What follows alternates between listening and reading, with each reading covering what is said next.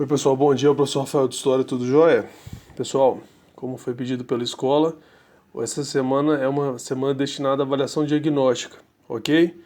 Então, avaliação diagnóstica é uma prova que todo ano vocês têm que fazer, que o Estado pede para ser feito, para avaliar como é que está o aprendizado de vocês, ok?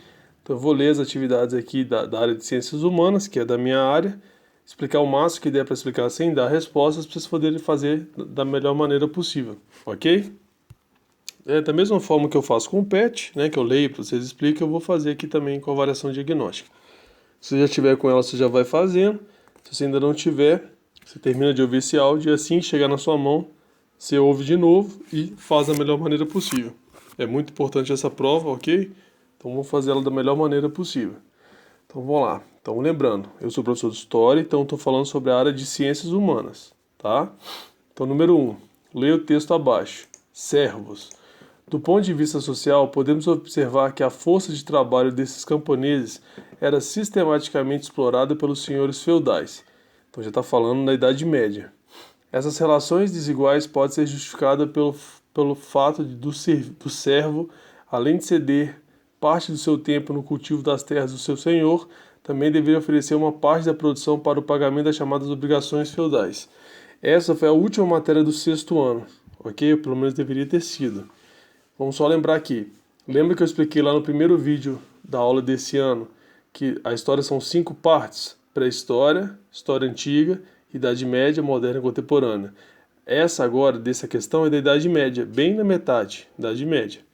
E lá, você lembra que eu falei para vocês lá no vídeo que o povo fugiu das grandes cidades com medo das invasões e foi morar no campo? Lá no campo tinha um tanto de castelo, alguns senhores eram donos desses castelos, e as pessoas com medo de morrerem pelas invasões vão chegar para esse senhor e falar para ele: olha, me dá abrigo, eu trabalho para você em troca de segurança. E esses donos desses castelos vão aceitar isso. Então eles pediam a essas pessoas, eles mandavam, na verdade, né, que elas trabalhassem na parte de agricultura do castelo. Então o senhor lá tinha uma plantação, ele pedia para essas pessoas que pediram abrigo para trabalhar naquela plantação. E obviamente que tudo que desse lá era do senhor, né? A plantação era dele. O senhor dava um pedacinho de terra para esse servo trabalhar também, e uma parte dessa terra que era plantada pelo servo também era do senhor. Então ele tinha a produção toda dele, mais uma parte que o servo plantava na própria terra do servo, ok? Ou na terra que o senhor deu para o servo, emprestou, né, na verdade. Então você pode ver que o senhor ganhava em duas regiões. Então a maioria das plantações que tinha naquele lugar, quem recebia era ele. Então vamos lá, de acordo com o texto, a servidão da Idade Média era uma forma de organização do trabalho, uma maneira de quebrar a hierarquia social, uma obrigação religiosa a ser cumprida, organização para a defesa do feudo. Então essa questão do texto que eu acabei de ler para vocês, né, do servo plantar e tudo mais, está relacionado a qual setor? Você acha que está ligado à organização do trabalho, como as pessoas trabalhavam na terra do senhor e na terra dele, na hierarquia social, numa certa religião, tem alguma coisa a ver com religião, ou na defesa? Então, pensa direitinho que eu sei que você vai escolher a resposta certa. 2. Lê o texto abaixo. Os romanos acreditavam que os seus dirigentes, especialmente em épocas dificultosas, eram protegidos e orientados pelos deuses. Então agora o tema já é a Roma Antiga. Quando Otávio morreu em 14 d.C., o Senado criou um corpo de sacerdotes augustais para assegurar o seu culto. Até a própria família do imperador foi divinizada, multiplicando-se por todo o império templos dedicados ao culto do império. Então, o Império Romano teve algumas fases. A última das fases foi o período imperial. Então, Roma teve o imperador. E o imperador, além de ser o cara que governava o país, para a cultura dos romanos, ele também era um deus. Ok? Aqui é o que está confirmando nesse texto aqui. Esse texto apresenta uma prática romana antiga relacionada à religião e... Então, o texto tem a ver com religião e qual outro tema? Tem a ver com esporte, com o exército, com lazer ou com política. Então, o rei, além de ser, no caso, uma divindade, ele era também um governante. Esse governante é um esporte, um exército, um lazer ou uma política. Molezinha. 3. Leia a narrativa abaixo. Na sociedade romana, as pessoas eram diferenciadas entre livres e escravos. Então já existia uma diferença entre quem era livre e quem era escravo. Os cidadãos não eram considerados todos iguais e livres, e se dividiam em categorias de classes. Então não é igual hoje em dia que todo mundo é considerado igual.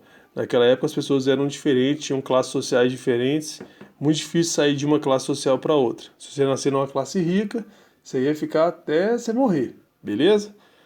A participação nas atividades político-administrativas era restrita a uma parcela mínima, aos cidadãos ativos. Nem todos podiam ocupar cargos políticos e administrativos.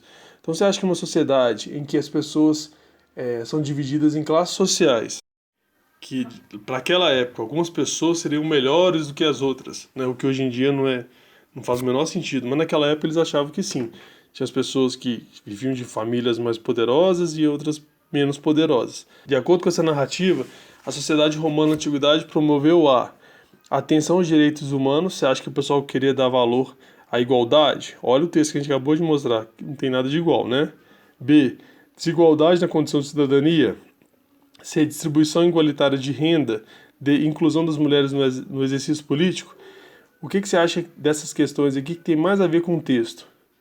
Tem a ver com direitos iguais, com desigualdade, com distribuição igualitária da renda ou com a inclusão das mulheres?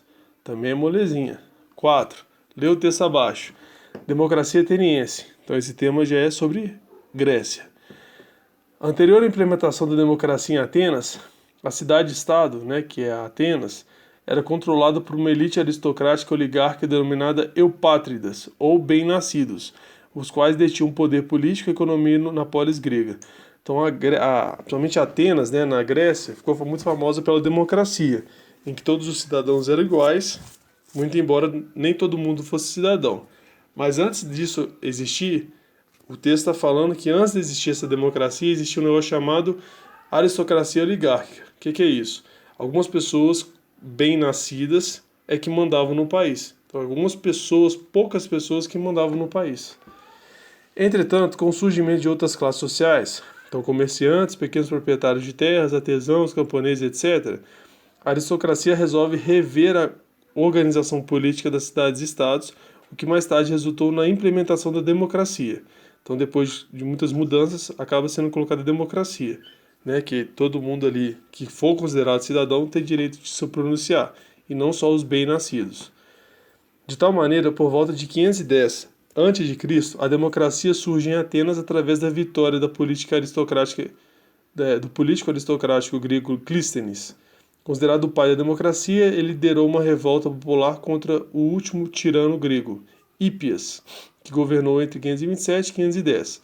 Então aqui está te mostrando que lá na Grécia havia até, mesmo em Atenas, muita divergência de como a política deve acontecer. Se era por ditadura, se era uma aristocracia, poucas pessoas mais poderosas que mandaria, ou se era democracia, em que todo mundo que é considerado cidadão vai participar do governo, ok?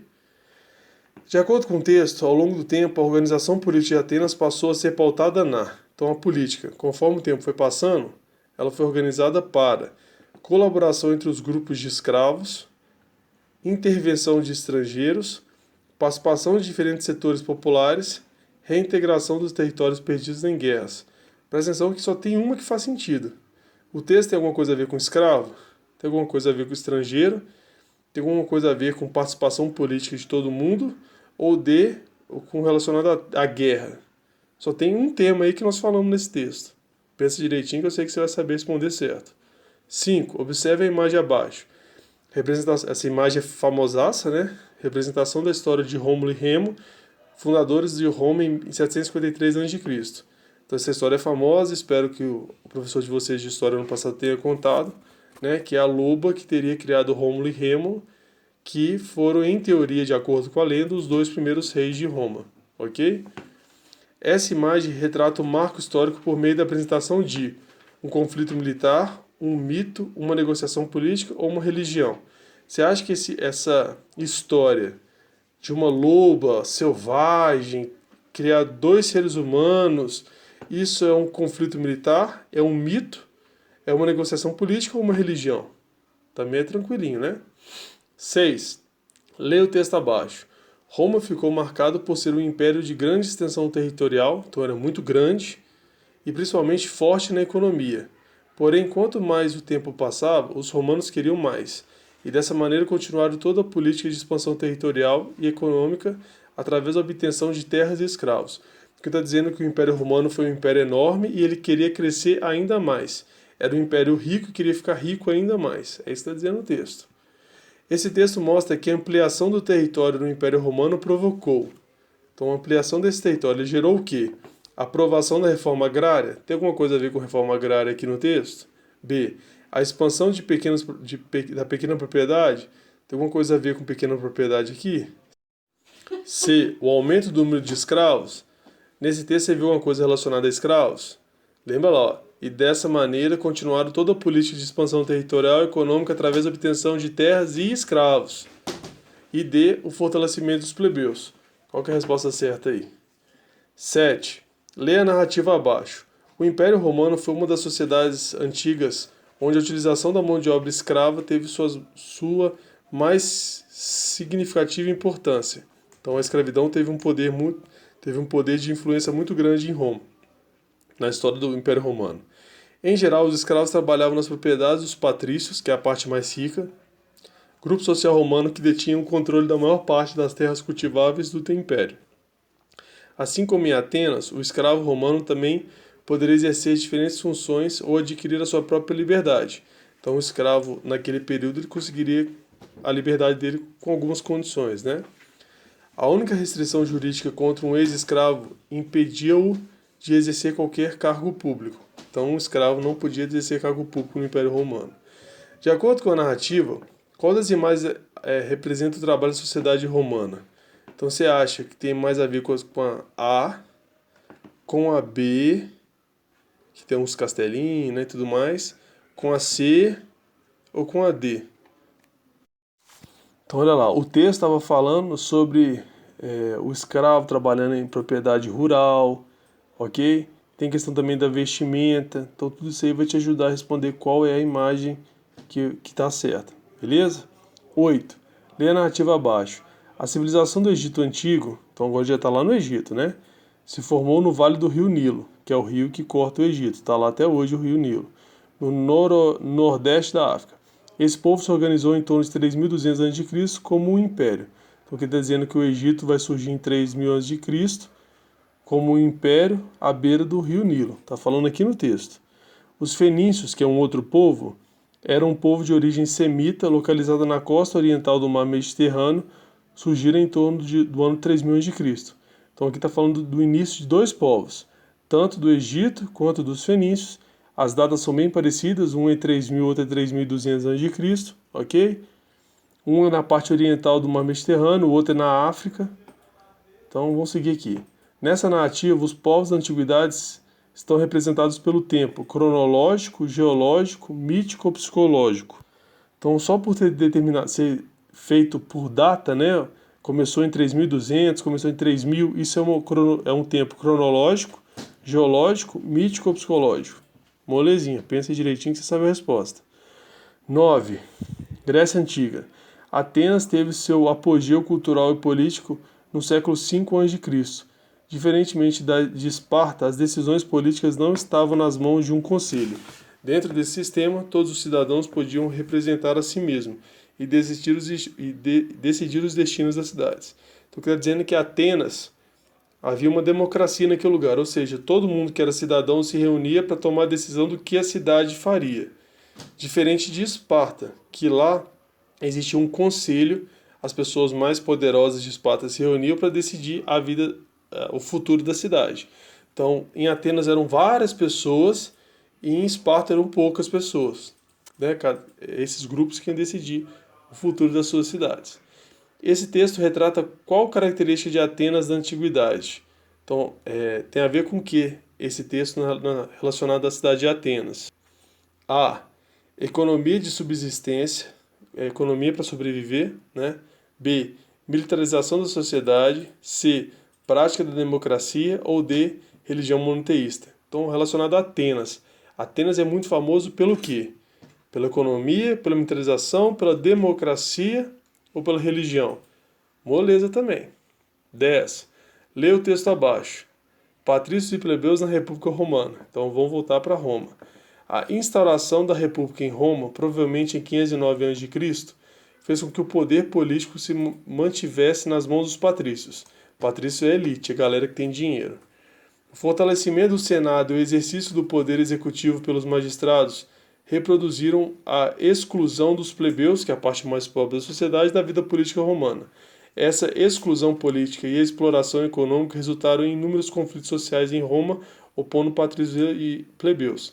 Então está dizendo que mesmo com o período de república, a parte mais rica continua mandando e a parte mais pobre recebendo as ordens. E isso levou a muita briga, teve muitas revoltas em que a parte mais pobre não queria aceitar isso. Seguindo, os plebeus eram um grupo social composto por artesãos, comerciantes e camponeses, que constituíam assim a imensa maioria da população romana. Então, mesmo os plebeus sendo grande maioria, quem mandava eram os patrícios, porque eles tinham dinheiro. Com o desenvolvimento da sociedade e o enriquecimento dos patrícios, os plebeus começaram a se organizar para tentar superar a situação social em que viveu. Então, os plebeus, mesmo sendo maioria, eram os patrícios que mandavam, mas os plebeus não queriam que isso acontecesse. Então, eles se juntavam e faziam organizações para tentar mudar essa realidade. De acordo com esse texto, durante muito tempo a história de Roma, os plebeus foram colocados nas condições de escravos. Tem alguma coisa a ver com escravo aqui no texto? B. Mantiveram sua condição atuante na política. Os plebeus eram atuantes em política ou quem era atuante eram os patrícios? C. Minimizaram sua situação através do monoteísmo. Monoteísmo é a religião de um Deus só. Tem alguma coisa a ver com religião aqui no texto? E D. Sofreram com o processo de abandono político. Aqui dizendo que os patrícios, que os plebeus não faziam parte da política. Qual que é a resposta certa? Bom, daqui para frente, a partir da questão 11, aí já é questão de geografia. Provavelmente a professora de geografia vai fazer uma análise para vocês desse conteúdo, ok? Então a parte de história já está feita a análise. Qualquer dúvida eu estou aqui à disposição para ajudar.